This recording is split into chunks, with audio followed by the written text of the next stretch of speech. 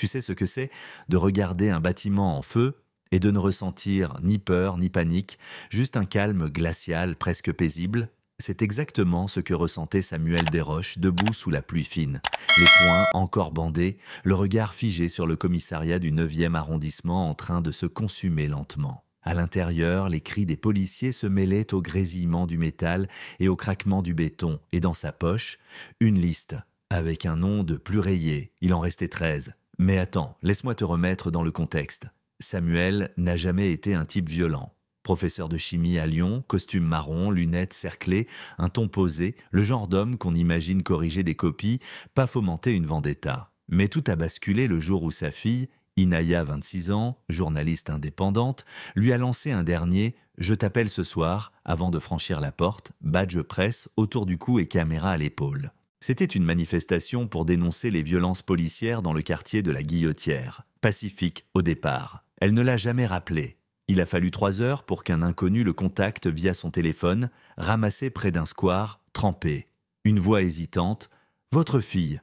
Elle est à l'hôpital, c'est grave. » Inaya avait été passée à tabac, devant des dizaines de témoins, en plein jour, tout ça, pour avoir filmé un officier en train de frapper un adolescent à terre. Elle n'a même pas eu le temps de courir. Ils lui ont arraché la caméra, l'ont jeté au sol et se sont acharnés. Coma profond, fracture du crâne, hémorragie interne. Samuel est resté là, des heures, assis à côté de son lit, à lui tenir la main comme s'il essayait de l'ancrer à ce monde. Dans sa tête, un mélange de désespoir et de quelque chose de plus ancien, plus brûlant. Une rage silencieuse qu'il ne s'était jamais autorisé à ressentir. Tu vois, Samuel croyait en la justice. Il a d'abord suivi les règles. Il a porté plainte, contacté des avocats, il a même rencontré une procureure, Marianne Lemoine, réputée, droite, mais réaliste. Elle lui a dit la vérité sans détour. Ce système, Monsieur Desroches, protège ceux qui le servent, pas ceux qui en souffrent. Il a insisté. Apporter les vidéos récupérées sur les réseaux sociaux, les témoignages, même les images de vidéosurveillance de l'hôpital, montrant les officiers jeter le corps de sa fille sur un brancard comme une vulgaire charge. Mais les jours passaient, puis des semaines, et toujours rien. Pire encore, l'un des officiers, Paul Barrault, celui identifié comme le premier à l'avoir frappé, a été promu capitaine. Une cérémonie, des confettis, un gâteau dans la salle du personnel, pendant qu'Inaya luttait pour respirer seule. C'est là que Samuel a compris. Le système n'avait pas échoué, il avait fonctionné exactement comme prévu. Alors, il a changé de méthode.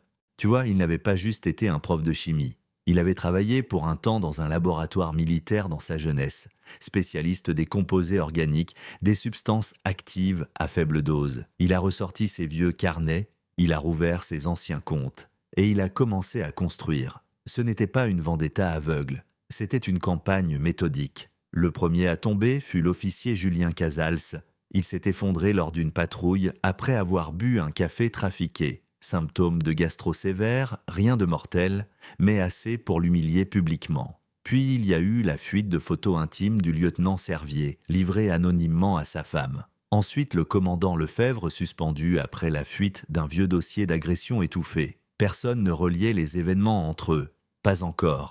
Pendant ce temps, Samuel continuait de visiter Inaya chaque jour, parlant à son corps inerte comme à une conscience éveillée. Et un jour, elle a bougé les doigts. Juste un frisson, un tressaillement, mais c'était tout ce dont il avait besoin. Puis un allié inattendu a fait surface, un ancien policier, Malik Haddad. Il avait quitté la brigade quand son propre frère avait été battu par des collègues. Il a glissé à Samuel une clé USB contenant des années de dossiers internes.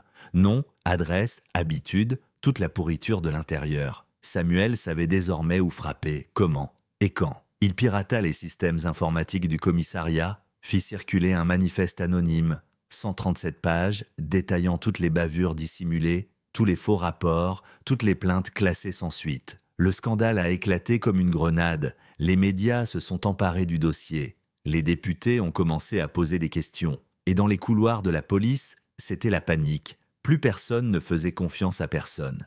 Mais le clou du spectacle, tu veux savoir ce que c'était? Un gala, organisé par la préfecture pour restaurer la confiance citoyenne. Tous les hauts gradés seraient là, même des ministres. Et Samuel avait infiltré le service traiteur. Pas pour empoisonner, non. Il avait compris quelque chose. Une voix, celle d'Inaya, enregistrée sur un vieux dictaphone retrouvé dans ses affaires. La vérité, c'est plus fort que la peur. Alors, au lieu de lancer le gaz paralysant qu'il avait concocté, il a reprogrammé les diffuseurs. Et au moment du dessert, les écrans géants ont diffusé chaque preuve, chaque témoignage, chaque nom, devant les caméras, les politiques, les familles, en direct, et au fond de la salle, Paul Barrault, dans son uniforme décoré, a reconnu Samuel sous sa casquette de serveur. Il s'est levé d'un bond, c'est lui, mais trop tard. Le public était debout, les journalistes en transe, et lui, impuissant. Quelques semaines plus tard, 19 officiers ont été suspendus.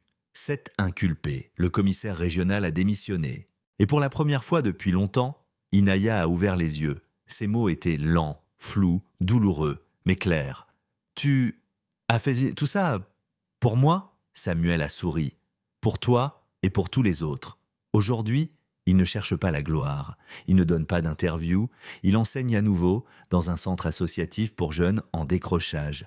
Mais parfois, le soir, il se rend au cimetière où repose l'un des officiers qui s'est suicidé après les révélations. Il y dépose une fleur, pas pour pardonner, juste pour ne pas oublier que même la justice laisse des cicatrices. Et maintenant, c'est à toi que je parle. Si ta fille se faisait battre à mort pour avoir dit la vérité et que personne ne répondait de ses actes, tu ferais quoi? Tu continuerais à faire confiance au système ou tu deviendrais le système qui leur échappe? Dis-le-moi en commentaire. Et si cette histoire t'a touché, même un peu, partage-la, abonne-toi. Parce que tant que les injustices existeront, quelqu'un devra les raconter. Et qui sait, la prochaine histoire pourrait bien être la tienne.